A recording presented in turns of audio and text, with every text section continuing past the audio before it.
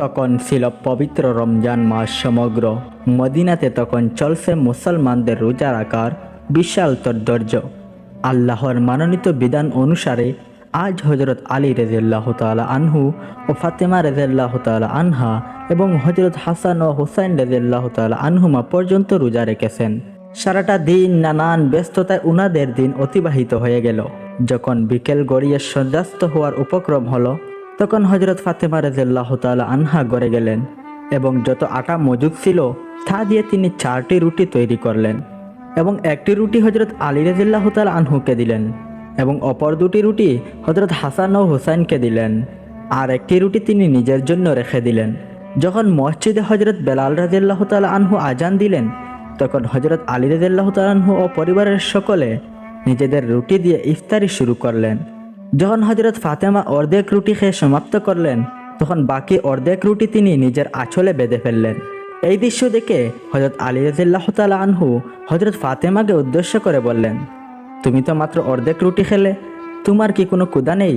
হজরত হাসান এবং হুসাইন রাদিয়াল্লাহু তাআলা আনহুমাও এই দৃশ্য দেখে উনারাও তাদের মাকে একই প্রশ্ন করলেন। তখন জবাবে হজরত ফাতেমা বললেন, যখন আমি রুটি খাচ্ছিলাম তখন হঠাৎ করেই আমার আব্বাজানের কথা মনে পড়ে গেল। যদিও এখানে আমরা বসে বসে ইফতার করছি, এমনও তো হতে পারে যে অন্যদিকে আমার আব্বাজান না খেয়ে আসেন। আমি আমার আব্বাজানকে ক্ষুধার্ত অবস্থায় রেখে কিভাবে পেট ভরে খেতে পারি? একথা বলে হজরত ফাতেমা রাসূল সাল্লাল্লাহু আলাইহি ওয়াসাল্লামের বাড়ির উদ্দেশ্যে রওনা দিলেন।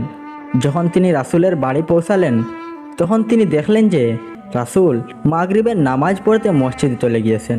তিনি তখন তিনার আব্বাজানের অপেক্ষায় ঘরের দরজার সামনে দাঁড়িয়ে দাঁড়িয়ে অপেক্ষা করতে লাগলেন। যখন নামাজ শেষ করে নবীজি ঘরে ফিরলেন, তখন তিনি দেখতে পেলেন যে তিনার আদরের কন্যা হযরত ফাতেমা রাদিয়াল্লাহু তাআলা আনহা দরজার সামনে দাঁড়িয়ে আছে। তিনি তিনার আদরের কন্যাকে উদ্দেশ্য করে প্রশ্ন করলেন, আজ হঠাৎ এই সময় তুমি ঘরের বাইরে দাঁড়িয়ে আছো কেন?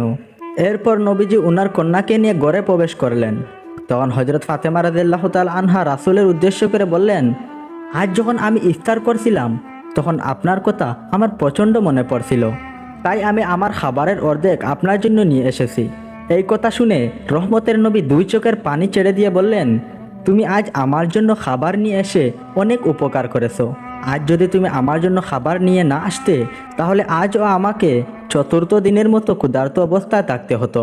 নবীর মুখে এমন কথা শুনে হযরত ফাতেমা রাদিয়াল্লাহু তাআলা আনহা 2 চোখ থেকে পানি ঝরতে আরম্ভ হলো, আর তিনি তার আঁচল থেকে রুটি বের করে তা ছিঁড়ে ছিঁড়ে নবীজিকে খাওয়াতে লাগলেন এবং কান্নাভরা কণ্ঠে তিনি রাসূল সাল্লাল্লাহু আলাইহি ওয়াসাল্লামকে বললেন, আব্বাজান, আজ হয়তো আপনি আমার বদৌলতে কিছু খেতে পেরেছেন, কিন্তু কাল কি হবে?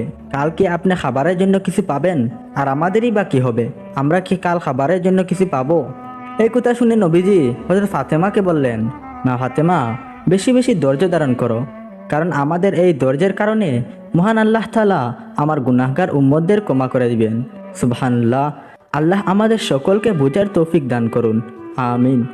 এবং পবিত্র রমজানে প্রতিটা রোজা সঠিকভাবে পালন করার তৌফিক দান করুন, আমিন। আর এই পর্যন্ত যারা ভিডিও দেখেছেন তারা অবশ্যই কমেন্টে আমিন লিখে যাবেন।